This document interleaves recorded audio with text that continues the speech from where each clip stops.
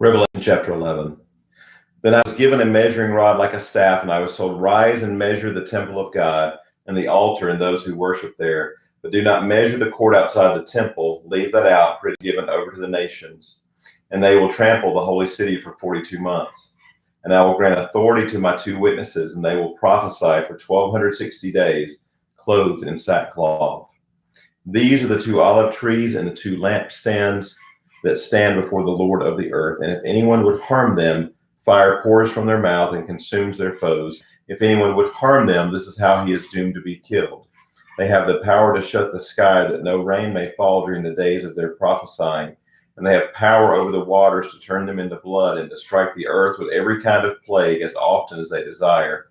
And when they have finished their testimony, the beast that rises from the bottomless pit will make war on them and conquer them and kill them, and their dead bodies will lie in the street of the great city that symbolically is called Sodom and Egypt, where their Lord was crucified.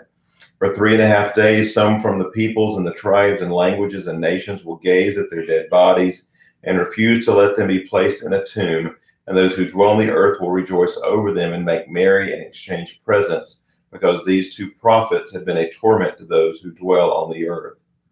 But after the 3.5 days, a breath of life from God entered them, and they stood up on their feet, and great fear fell on those who saw them. Then they heard a loud voice from heaven saying to them, "Come up here." And they went up to heaven in a cloud, and their enemies watched them. And at that hour there was a great earthquake, and 1/10 of the city fell. 7,000 people were killed in the earthquake, and the rest were terrified and gave glory to the God of heaven. The second woe has passed. Behold, the third woe is soon to come. Then the seventh angel blew his trumpet, and there were loud voices in heaven saying, "The kingdom of the world has become the kingdom of our Lord and of his Christ, and he shall reign forever and ever." And the 24 elders who sit on their thrones before God fell on their faces and worshiped God, saying, "We give thanks to you, Lord God Almighty, who is and who was, for you have taken your great power and begun to reign. The nations raged, but your wrath came, and the time for the dead to be judged, and for rewarding your servants, the prophets and saints, and those who fear your name, both small and great, and for destroying the destroyers of the earth." Then God's temple in heaven was opened, and the ark of his covenant was seen within his temple.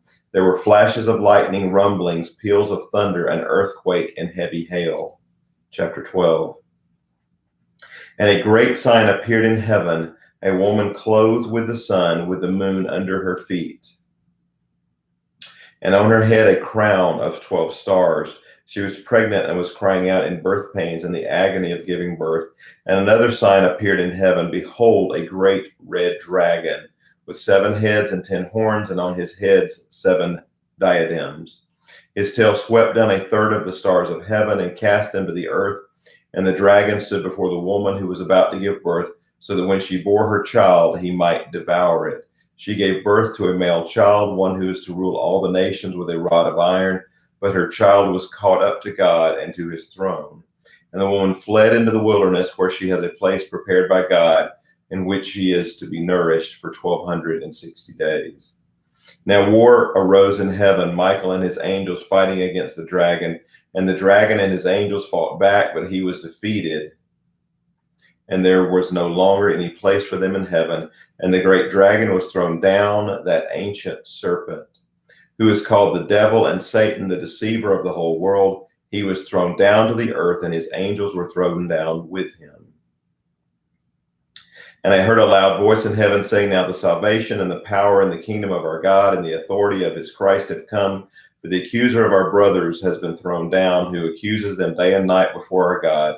And they have conquered him by the blood of the Lamb and by the word of their testimony, for they love not their lives, even unto death.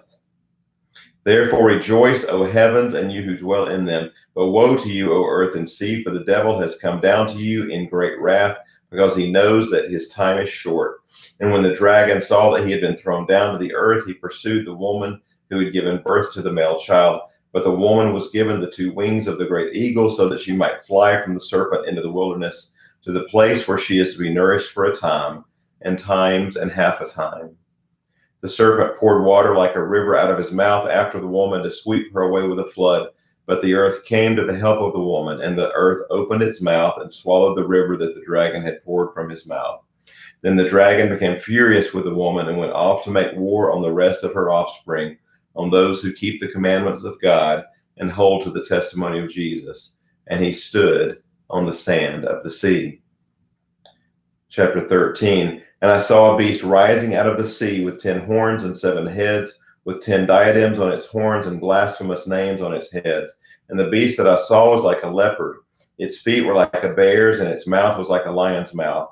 And to it the dragon gave his power and his throne and great authority. One of its heads seemed to have a mortal wound, but its mortal wound was healed. And the whole earth marveled as they followed the beast.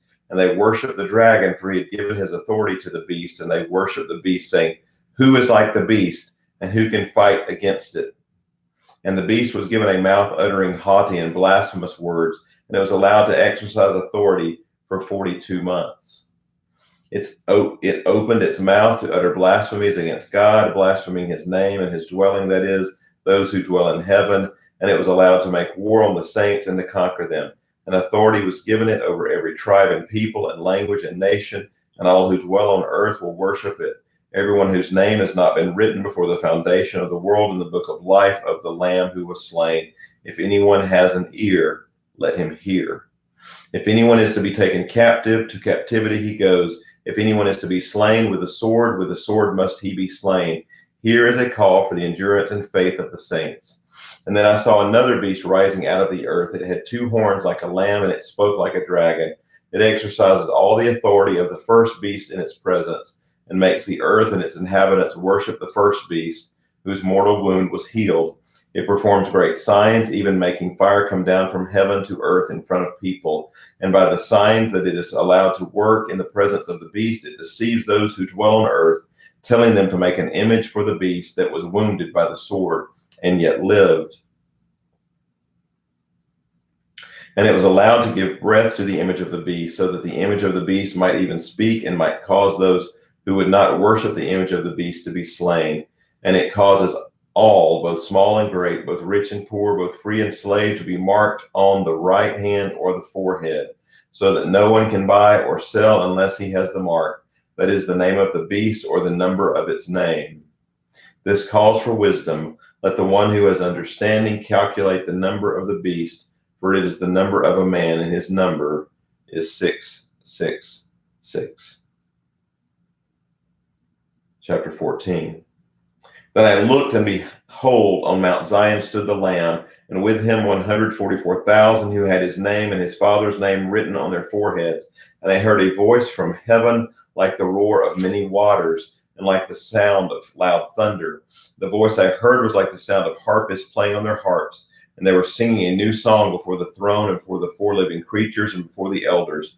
No one can learn the song except the 144,000 who had been redeemed from the earth.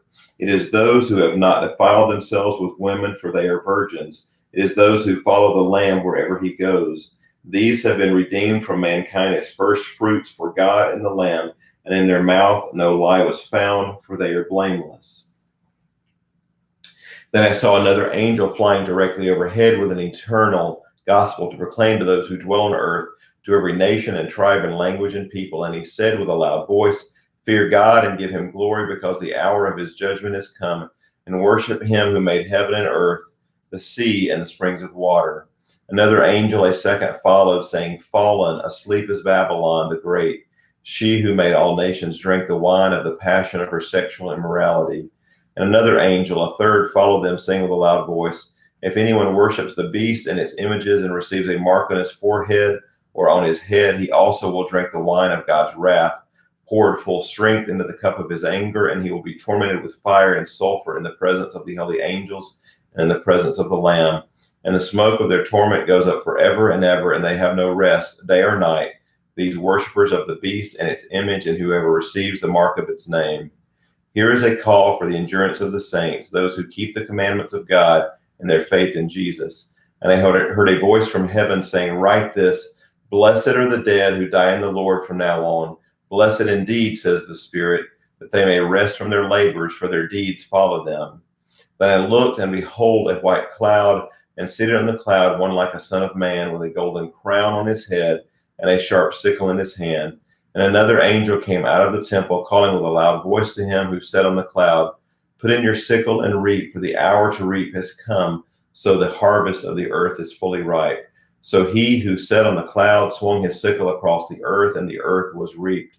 Then another angel came out of the temple in heaven, and he too had a sharp sickle. And another angel came out from the altar, the angel who has authority over the fire, and he called with a loud voice to the one who had the sharp sickle, "Put in your sickle and gather the clusters from the vine of the earth, for its grapes are ripe." So the angel swung his sickle across the earth and gathered the great harvest of the earth and threw it into the great winepress of the wrath of God.